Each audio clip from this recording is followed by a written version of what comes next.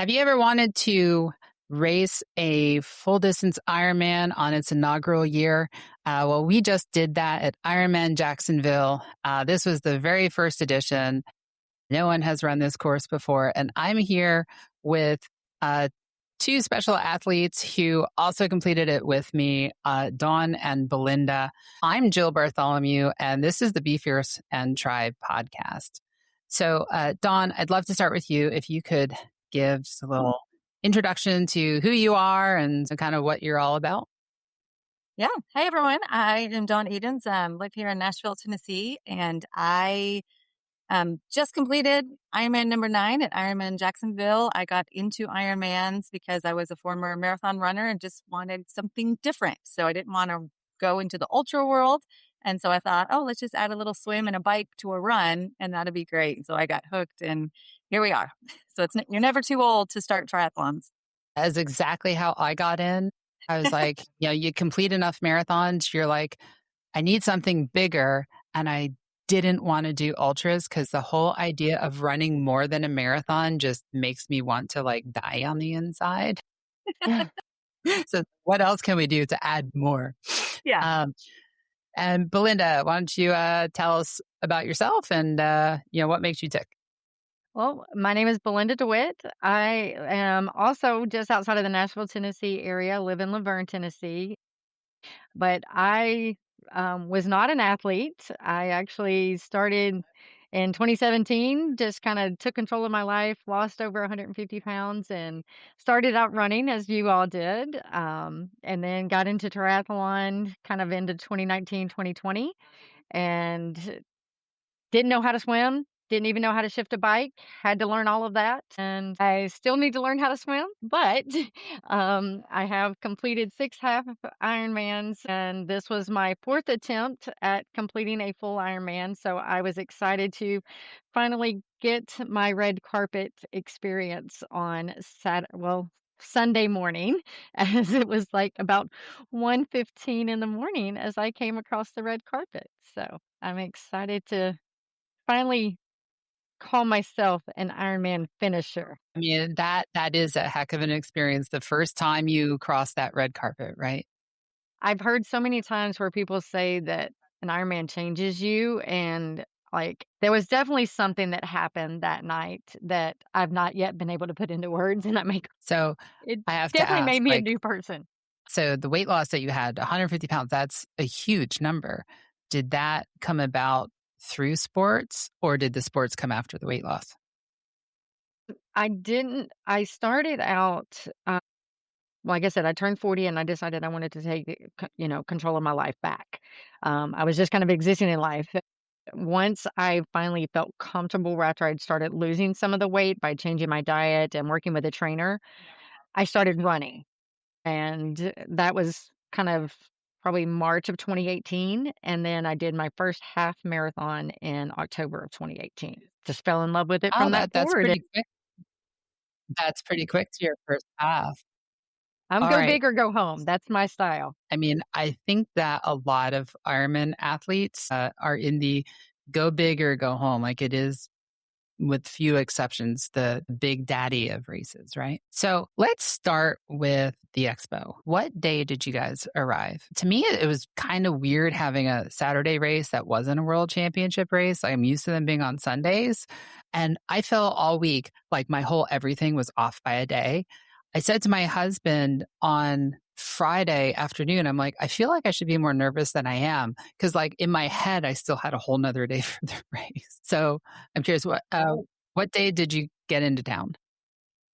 We got it. My husband and I drove in on Tuesday, so we got there kind of late Tuesday evening. So we were there first thing Wednesday when the expo opened.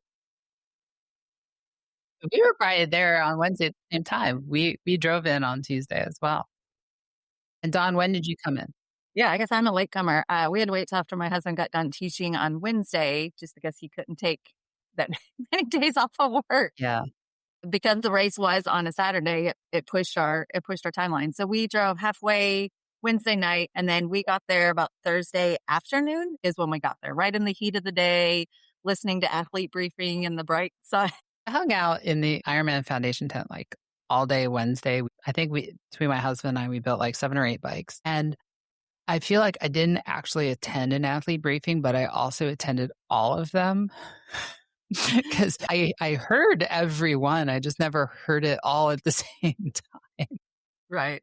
And then I think it was on Friday, we went to actually attend one.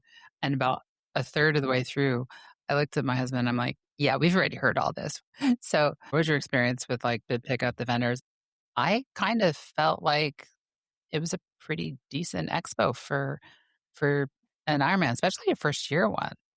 Yeah, Yeah. I was very impressed the amount of booths that were there. I've been to other Ironman spots where you have the standard, the folks that have sponsored the race, their booths Yeah. are their athletic brewing and all the things. But I thought there was some great local booths there as well, some tri clubs that were there. So yeah, I really enjoyed it. There was several giveaways. I loved the copper tone sunscreen, and of course the Aquaphor saved my life on the bike and the run. So yeah. Yeah, I was a little disappointed. I actually didn't think the athletic was there because they usually have like the big can balloon inflatable blow up thingy. Hmm. And I'm just so used to looking for that I actually walked by it like 8 times and didn't see it. And then my husband's like, "Do you want an athletic?" I'm like, "Oh, they're not here." He's like, "Yeah, they're behind you." So I thought that was funny because like we see them at every race and they always have like their big can and they didn't on the first day. I think they brought it out later. I really appreciated that there were some local bike shops had tents there. You don't see that very often. And no offense to Play Tribe, but they're limited in what they have and their prices are pretty expensive. So I ride a Speed Concept and it has like the little box inside for the tools. And I always have my little tools in a little bag so they don't bounce around. And we got there, we opened it up, and that was the moment it dawned on us that the tools were all still in Philadelphia. No. Yeah, right. So we went to the local guy, and they're like, "Our shop is like 10 minutes away. Why don't you go there?" Because I guess with Play Try, they were limited in what they were allowed to carry. So we went down to the shop, got everything that I normally would have in there, including I learned the hard way at Chattanooga. My chain broke in the 70.3 in Chattanooga a couple years ago.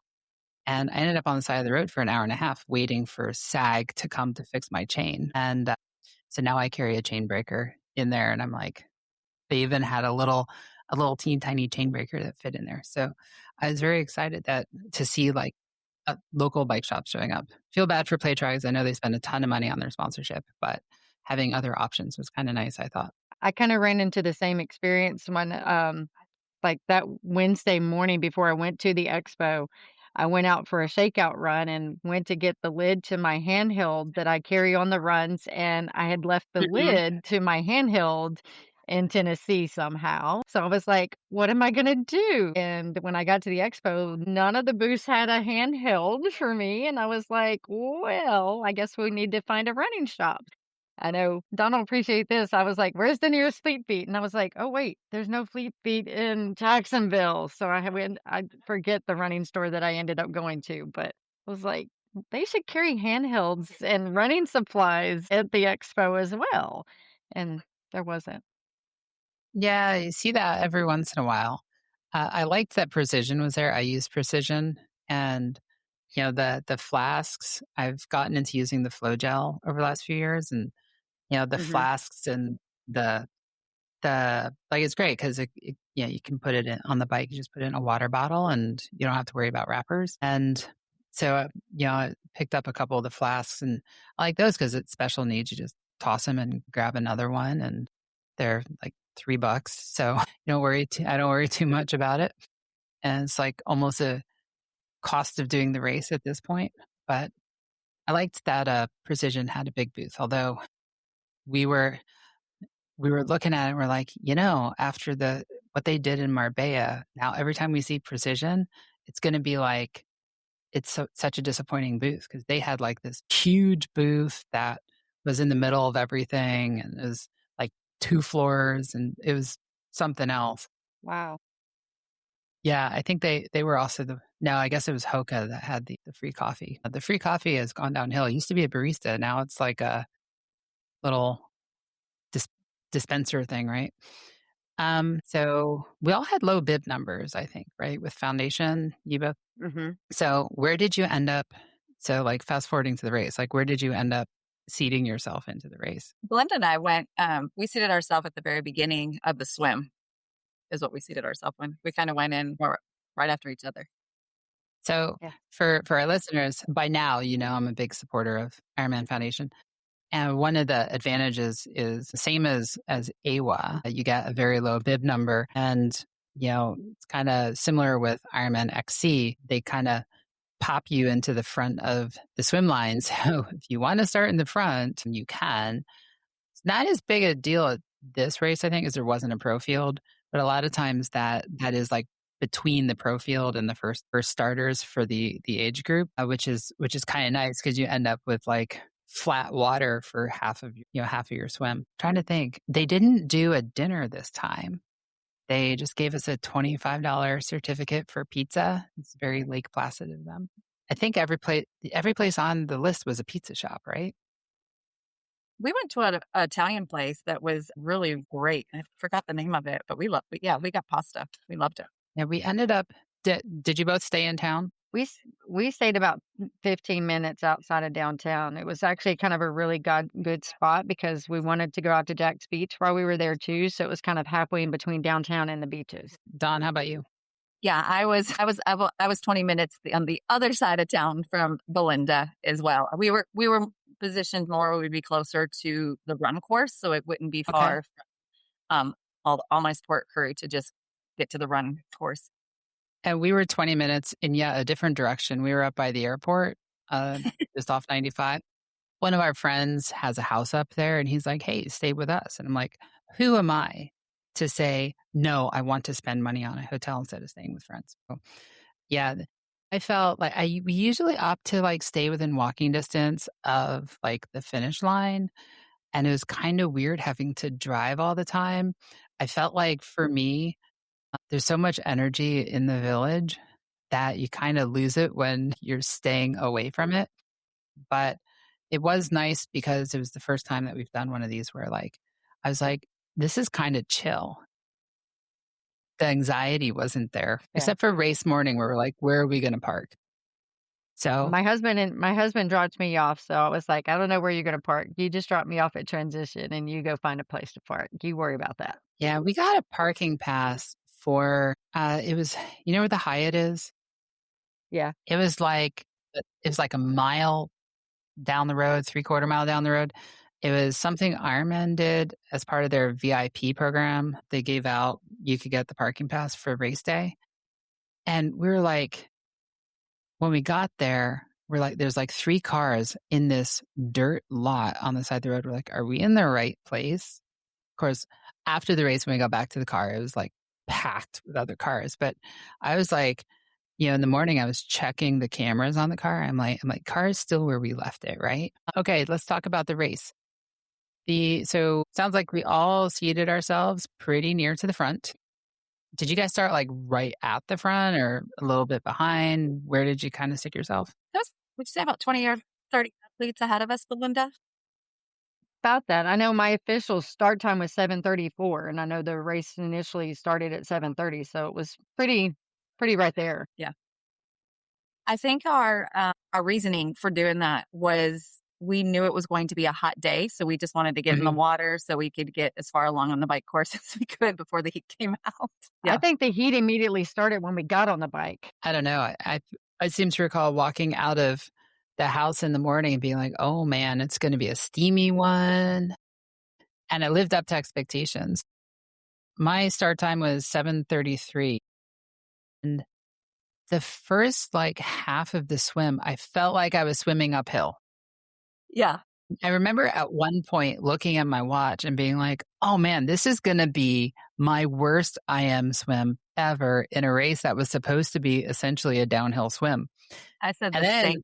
later, I felt like I had to fight for every stroke, which I've never felt yes. that in any Ironman race other than an ocean swim down in, but yeah, the first 1500 was hard. And I wish we could show our stats because it's ridiculous the amount of time that was taken off. Once the tide came in, I'm like, this is the swim they were talking about. Yeah, I ended up swimming like what my normal swim would be. And Mhm. looking at the stats was the same way. It was like the first 1,500 was shockingly slow. Yeah. And the rest of it was kind of fast. And then come to find out, the folks who started at like 7:50 to like 8:30, they were swimming at like 120 pace, people who normally are like 220. Yeah. And You I'm could tell. like, On my there are arm, it's a 5-minute difference from when I started in my first 1,500 until, like, once the tide came in, it took yeah, off, like, yeah, 5 yeah, it was yeah, great. I think I know you remember the train bridge? Mhm. Yeah. So that's where I noticed it start to pick up because through the whole race, I felt like I was getting kinda dragged out to the middle. I did have, like, 2 kayakers be like, "Excuse me, miss, course is over there." And, I'm like in my head, I'm like, "Well, the faster current is in the middle, right?" Thinking that, like, the current was flowing in the direction they told us. No, no, no. I'm, like, working harder in the middle because, the current is going the opposite direction. But, yeah, I think that bridge is, like, where I first started to feel it, and it was flowing, and I remember seeing someone on the side, and I'm like, "Oh, I hope she doesn't get pushed into one of those railings." So I had, Oh, like, yeah. the boat bumpers. It wasn't as choppy, like, once the tide came in, I felt like the choppiness went away. Yeah, it smoothed out a lot. I'd say, like, I felt like it was a pretty calm swim. I'm used to, like I mean, part of it's, it was point to point, but I'm used to, like, right around the middle of the swim, like, the fast guys show up and they start swimming over everyone, and Oh, I felt had like that. things were yeah. Oh, I'm yeah. not saying, they weren't there. They were definitely there, but it didn't feel as, like, chaotic as I'm used to. Yeah, I agree. I mean, normally I don't start in the very front of a swim race, Mhm. I do myself appropriately, but I'm like, "Hey, I have the chance to be in the front, so let's do it. Let's just see what it's like," and I actually liked it because I kept up with the group. Like, I was shocked. I mean, yes, there were some that swam over me, and, that's gonna happen in any race, but I was pleasantly surprised. I'm like, "Oh, I could seed myself further up at upcoming races because it felt great." Yeah, I don't know, from what I've seen, I think most guys tend to be overestimating their finish time, and most And women underestimate. underestimate them. So, I tell my athletes, I'm like, "Do what you're comfortable with, but, if you feel like you're having a strong day, go seed yourself in the next one forward, not the 3rd one forward, but maybe, if you're expecting to do 115, maybe seed yourself in the 112 group." Okay. I was actually getting out of the water, I actually almost swam past the dock. I was having because there was a red buoy to the right of the dock, and the docks were gray, and I was just sighting the buoy, and I couldn't see the dock, and a lady is, like, waving her hands frantically. She's like, "Oh, we're over here." But a lot of people were complaining ahead of time of the run from the dock to the change tent. I thought it was great. Yeah, I was expecting it to be bad based on feedback that I read. Yeah. It didn't seem like it was that long, but that red carpet was amazing. It didn't hurt running barefoot. So No. plus there's so much crowd support that I feel like it just kept you moving. And I think it was Yeah. good to move your legs because when you Have you guys done Lake Placid or Chattanooga? Like, both of them have relatively long run outs, yeah, and this was both of flat. them yeah, this was like, maybe it was slightly uphill, but, I mean, I guess the water was uphill, but I ended up running off of the carpet just because I was running past people who swam faster than me, I guess. I was like, "This is great." I thought they did a great job setting everything up. Like, the race organizers, I thought did a fantastic job. I know they're getting, like, a lot of heat right now on Facebook, but as far as the race goes, I was pretty impressed, especially for the first timer. I was first time race.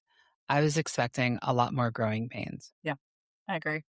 Yeah, and my only complaint was the change tent. I'm used to the volunteers being, like, helping Yeah. instead Didn't of have didn't have that maybe experience this time. Could No. it's a new city and they just don't know. Yeah. Jill, you've done like, other Oh, yeah. Ironmans. and, Belinda too, like other cities, they know to come help you take your bra off if you want or strip you down. And so I think they just didn't know. Yeah, no fault on them.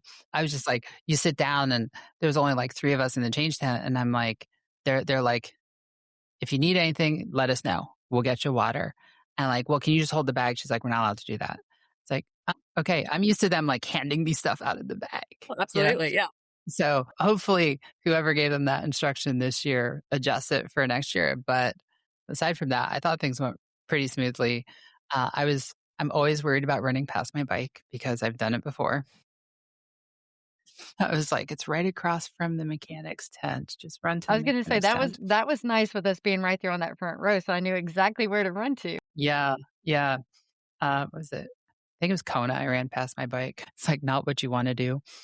All right, let's talk about the bike course. I've seen so many mixed opinions of the bike course. What do you guys think? I mean, it is a typical Ironman bike course. I mean, if you ask me, I mean, it's hot. It's through the city. It's among cars. There's very few races that we have our own designated course with absolutely no cars. Yeah, even Nice wasn't completely shut down, right? I think Ironman bike courses come in 2 flavors: hilly and scenic. Yeah. Flat and windy. Yeah. So like, and it's Florida, right? It's on the coast. So it was no surprise that it was windy. Yeah. It was windy. It was hot. It was windy. It was hot. It's Florida. All the people there were like, yeah, it's been so cold. This is unseasonably warm for us. I'm like, well, it's 100 freaking degrees. Do we know what the exact wind speeds were that day? Did anybody see that? Because I know what the predictions were. I felt like it was a lot worse than what the predictions were saying it was going to be. So I had looked it up on an app called Ventusky, which shows you by in very fine grain what it is. And it was showing up to 30-mile-an-hour gusts with over 20-mile-an-hour sustained at times. And it felt that way. Like we were especially on that, at that loop, was that like a 30-mile loop? We were definitely into a headwind. And I think the max that I saw as far as predictions going into race day, maximum was going to be like 15 miles per hour or something. I was like, I mean, it's bad, but that's not going to be horrible.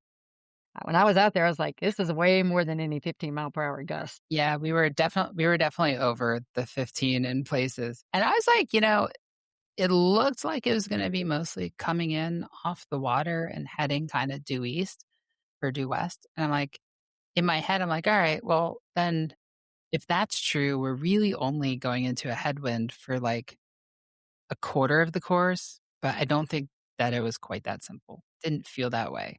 How'd the bikes go for you guys? It was the best bike that I had had. So Is it a PR bike?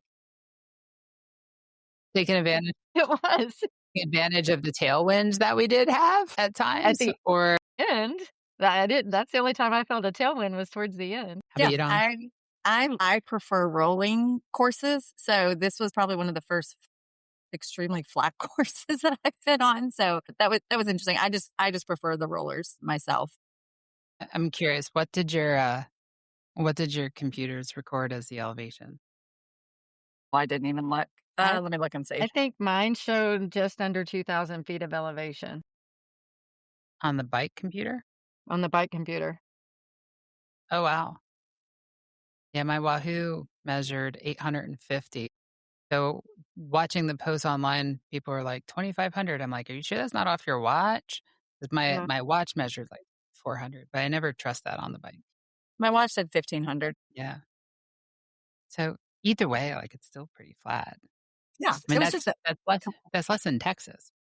Yeah. Yeah, the only time we had hills, the only time there were hills was a bridge overpass. Right. Right.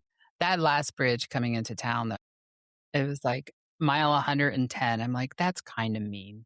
And then you go around the corner and you go up another hill. Wait, you're not done yet. But that was a little one. No. Sure. So you got to look at it a little differently. It's like, but wait, there's more. Yes. The old Steve Jobs. So I thought that the town and the county did a great job of having police out there, having EMS out there. I only saw one intersection that was uncontrolled, and we went through that one twice, and I remember, being very nervous both times. I personally felt really safe. Yes, there was a lot of traffic that was out there, and especially on A1A Yeah. with some of the cars having to turn into like some of the shops and stuff that were along A1A, but I Mhm. felt safe and I felt the cops were keeping us as protected as they could. You're going to have stupid drivers everywhere. That's just the case. Even if we're out on a training ride by ourselves, you're going to have stupid drivers everywhere. Yeah, I felt the same way. Um, Yeah, I've seen a lot of the comments, and I think some of them are kinda over the top. I agree. I think people need to realize, first of all, you still have to do all the safety rules of the road as a cyclist, even though you're in a race, even though you are racing and you're for a time, safety trumps it all. And so when you saw that the traffic was backed up, that it was going to be about 2 hours for these cars to get through, these drivers are going to be aggravated. Like I would be too if I was stuck in it. So I feel like I, at that point, realized, we're going to slow down a little bit because safety is more important than me getting a 2-minute PR or a 10-minute PR on the bike. So I think that is where some of these, I mean, I do get that. I do know there were athletes that were hit by cars, and I am so sorry for that. But I also think as a cyclist, you've got to safety. Watch out I for mean, yourself. yeah, I mean, it says it in the athlete guide.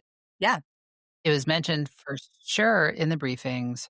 You Hmm. still need to obey the rules of the road. It's like yeah. we go through intersections without Slow slowing down. down Yeah, no. because there's someone there controlling the traffic, But I'm like, right? but still slow down because humans make mistake. I mean, there's people that didn't listen to the police officers. Like I get that. So I think it falls on us as Yeah. athletes personally. But Yeah, that's you still have to Yeah. ride defensively for sure. Yes. absolutely, yeah. Yeah, I was also frustrated, on I guess it was A1A. That was the single lane each way road. Hmm. Oh yeah, yeah. Yeah, yeah, I was moving faster in the cars, and I said to someone afterwards, I'm like, "The problem," and we see it at home too. It's like, the problem is that, you know, vehicle drivers don't always like, a lot of times they're not used to being around cyclists, certainly not in, like, this environment, and when you're on a double yellow line, like, as a driver, you know not to pass, right? And in most states, we're supposed to treat a cyclist the same way we treat a car, except that in most states, you're allowed to pass a cyclist on a double yellow, right? And I think like what I saw was a lot of drivers like just being hesitant because they don't want to hurt the cyclist. There's a cyclist in front of them who may not be far enough over for them to pass without crossing the double yellow. I saw, what looked like that hesitation. And that's when I get nervous because like usually in a race, I have no problem passing a car. But it's like when they start acting like erratically, it's like, they're nervous. They don't know what to do. You kind of need to relax a little bit. I was unpleasantly surprised by the road quality. I don't know, maybe it's a Northeast thing. Our roads come in two varieties, really nice and really bad. There's like no in there's like no in between, right? It's like either the road is falling apart or it's brand new. And I guess in the South, with them not having the freeze thaw and everything, the roads don't get paved as often. And one of the highways, it was very like the road quality wasn't bad, but it was very loud and like it wasn't smooth. And I was like, my teeth are chattering. But I thought it was a fast ride. I was happy with it. I thought it was a pretty ride too. There were some really nice houses. Yeah, I would have liked a little bit more shade on it at times. Oh yeah.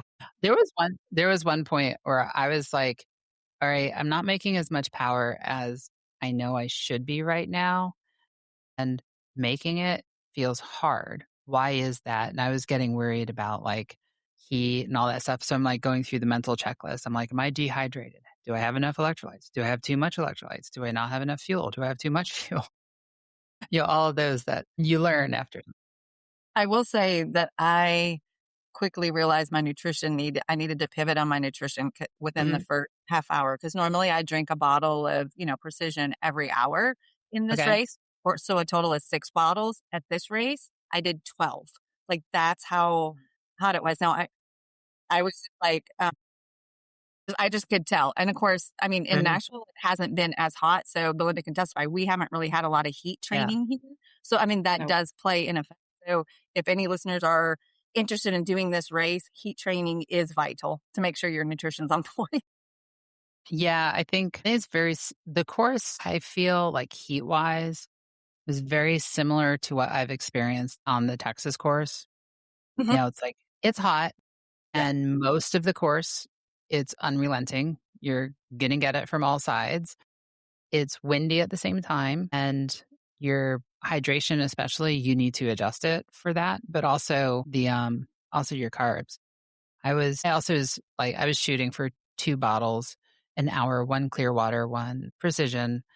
I was a little disappointed in the precision, like, I love the precision stuff, but it felt like it was mixed wrong. The Yeah. bottles I had, like, they just didn't taste right, and I'm like, "Something's up with this." Yeah. I mean, I had Yeah. 6 of my own precision that I had done with own stuff. So I supplemented with theirs, which was kind of like half water, half percent. I totally, Yeah, yeah. Yeah, I'm like, I'm used to it on the European courses, and it's usually pretty right. I hadn't experienced this with precision. The, yeah, I think I was going through like 110 grams of carbs an hour, which is a bit higher than normal, but with the heat and everything, it's like, well, it's what your body needs. I think that was probably my only complaint with the bike. I was very excited. My husband volunteered to be a bike catcher from, I think it was like 1 to 3 or something like that. So when I rolled into the bike dismount line, my husband caught my bike. I'm like, that was cool. That was my first time doing that. I'm like, you arranged this, man. Was he one of the actual bike catchers, or was he just there and caught your bike? No, he was one of the bike catchers. Okay, He was in the first shift for the bike catching. Has the safety green shirt that got him the all access pass to everywhere all day, and he had no problem making use of that. nice. Yeah. So what we learned at this is the first time that he volunteered. I think it's a good way to keep the family entertained during the day instead of just standing Yeah, around. yeah. So now he and my daughter at Lake Placid, which is the next big race, are going to be they're going to be volunteering at one of the run aid stations on that. Like, especially with my daughter, she's 13. She does not like standing for these races. She's like, "Do I really have to go?" Like, yes, yes, you do. You're not in school and you're not staying home alone. You have to. So, Belinda, how'd your bike go? Like I said, for the bike, it's one of the best bikes that I've had during my attempts in this. So, like I said, but heat, the wind, everything. I was definitely stopping at the aid stations a lot more. I know my last attempt in Chattanooga last year, Donald can attest, I wasn't stopping at all. I never stopped at all. I just kept riding because I knew I was going to be close to the cutoff there. On this one, I probably stopped too much, but I felt like I needed it as well because I just needed to take that extra time rather than just riding through it and dumping water on myself and making sure that I was getting all of the hydration and everything that I needed in there to not dehydrate. I still think I kind of dealt with a little bit of heat exhaustion, especially after I got off the bike and starting into the run. And yeah, I mean, I think it's hard. I think it's hard not to in a course like this. Like the heat's gonna affect you. So, how about the run? What do you think of the run course?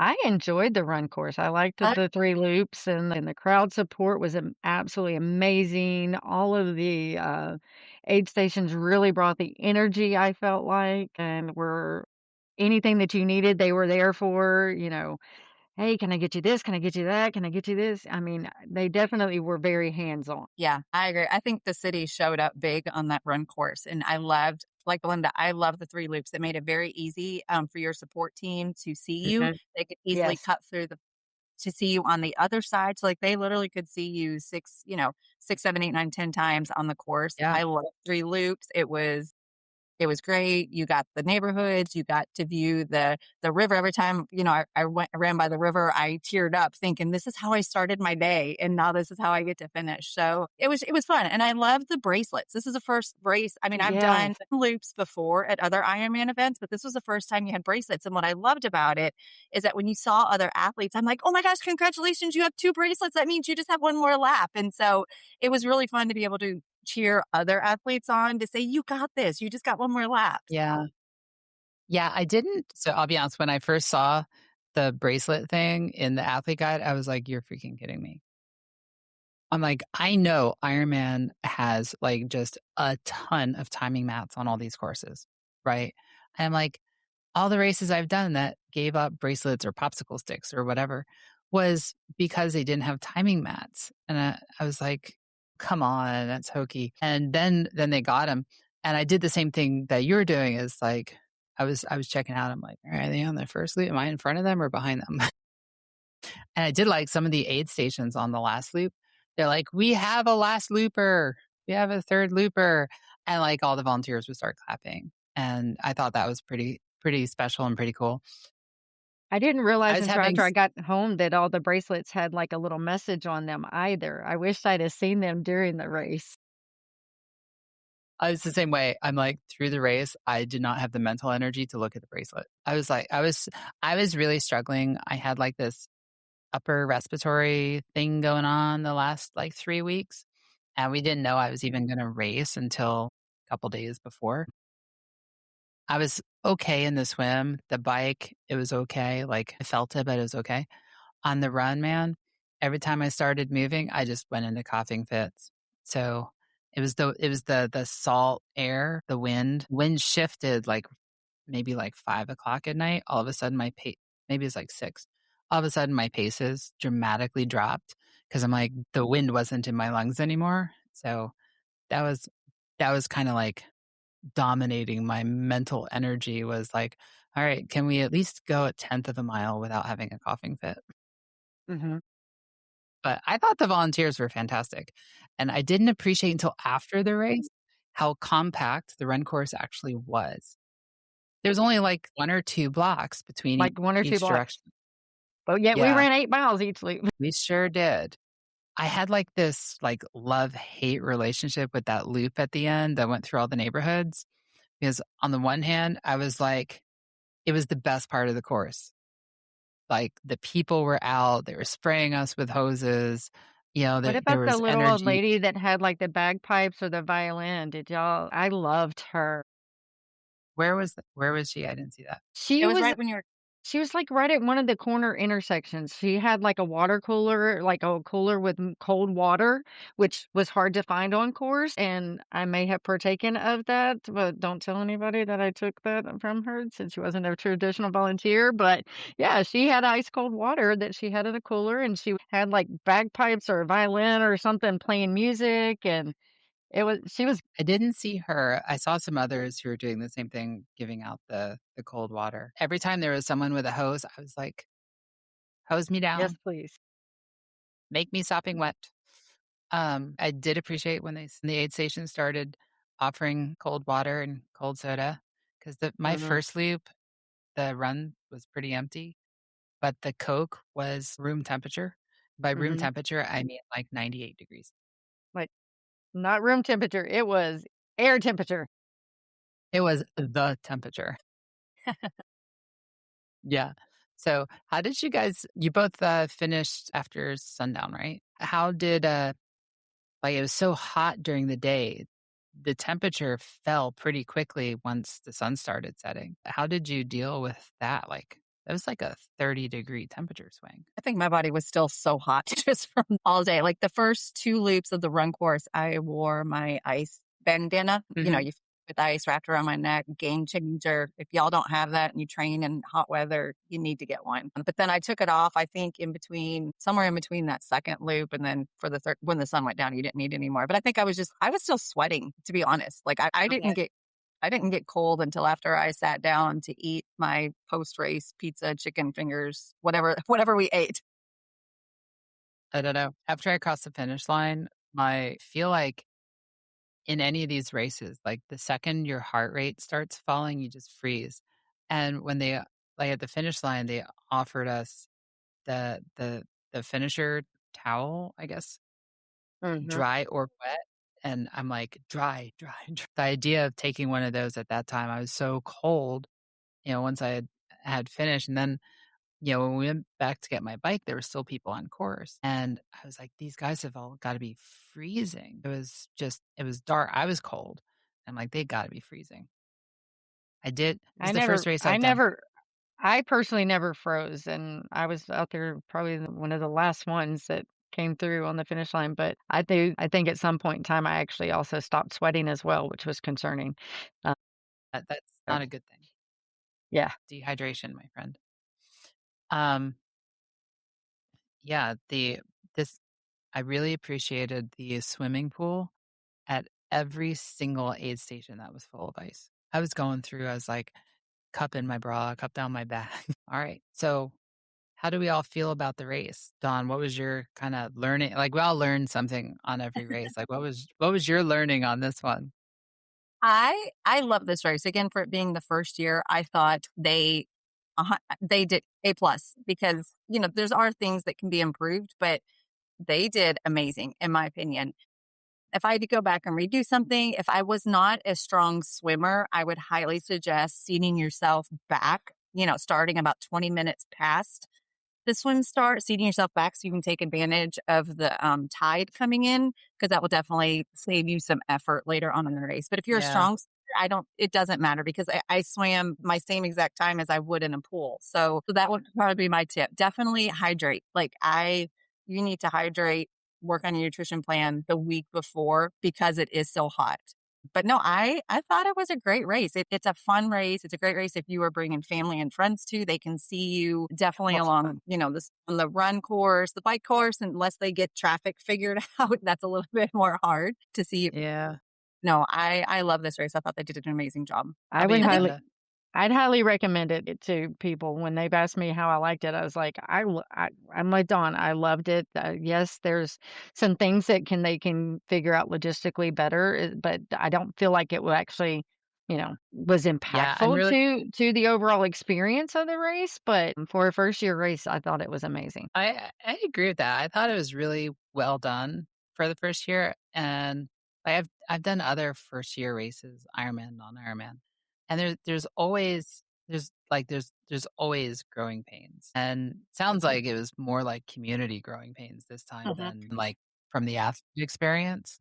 I'm curious to see how that pans out and like what changes end up getting made, and is it like it almost sounded like it was more communication than logistics with the locals, The only but one I thing that also I would the only one thing that I did have an issue with is the next to the last bike aid station. By the time some of us late packers got in there, they had completely ran out of water. Being in Florida and as hot as it was, they definitely need to make sure they have ample, if not more than enough supplies. yeah, I think that might be the one I flew through.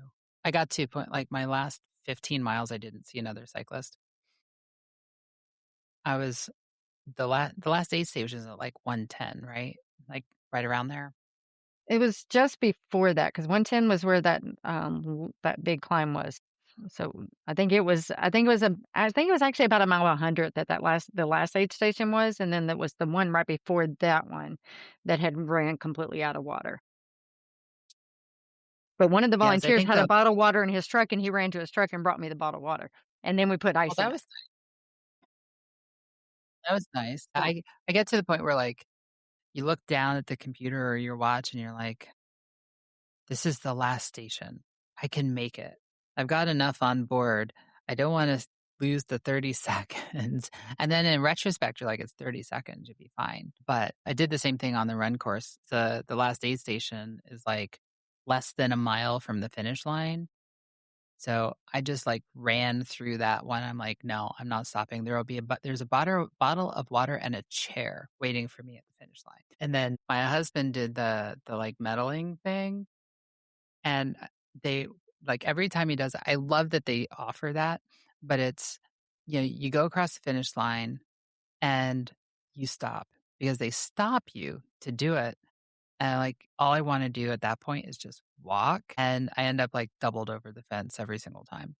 And the medic's like, "Are you okay?" "No, no, I'm fine. I'm fine. Give me a minute." "You sure you're okay?" "Yeah, yeah, yeah. I'll be fine. I'll be fine." So, you do it again?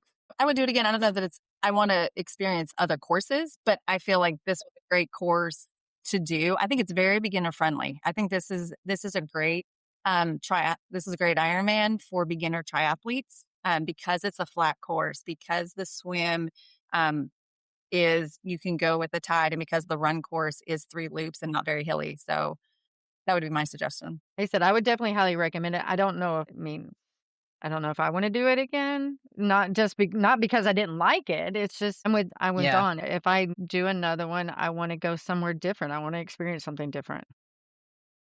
And what's up next for each of you? Do you have a next race planned yet? I'm chasing Kona through Legacy. I got to find the next race next year, so that's my goal. That's 12 and 12, is that one? It's 12 and 12. 12 and 12? When did you have the one in your sights yet? I know on Saturday during the run, my husband was out there kinda helping me get through it and all. I told him, I said, "If I ever mention I wanna do another full," I said, "please shoot me." And then on Monday evening, I was like, "Okay, don't shoot me." And he's like, "What do you mean?" I was like, "Don't shoot me." He's like, "Which one do you wanna do?" And I was like, "I don't know yet, but there's another one in me somewhere." Yay! I'm so excited to hear that. That's awesome. I But always tell people, but for right yeah, now, it's focusing on the bike and getting stronger on the bike because I definitely need to up my bike game before I yeah. do it. I Yeah, always tell my husband that you can't take anything that I say from miles 12 to 26. Anything I say there, you cannot believe because I'm going to tell you I'm never doing this again. I'm going to tell you to punch me in the face if I even mention it. oh, come on, that totally goes for, like, a week. Yesterday, someone was, like, talking to me, and they're like, "That doesn't make sense." I'm only operating on, like, a third of a brain right now. Give me a minute, I'll get you the right answer. But, yeah, so we had a 16 yeah, it was about a 16-hour drive home, which we did basically in a straight shot. So, Oh, goodness. when you get out of the car and, of course, my husband's working remotely the whole time, so I did all the driving. And right as we're getting off the highway, yeah, we live about an hour west of Philly, so it's like an hour of back roads through northeastern Maryland, and then we get onto then we get into, like, not too far from home, and the main highway is shut down, Oh, and no. it continued to be shut down for, like, the next 12 hours. So you have, like, everyone trying to traverse southeastern Pennsylvania on local business 30, trying to get from one town to the next. So I think it took us an extra hour, and that at that point, that's the point in your ride where you're like, "Please shoot me. Gotta get out of the car." Yes. Yeah.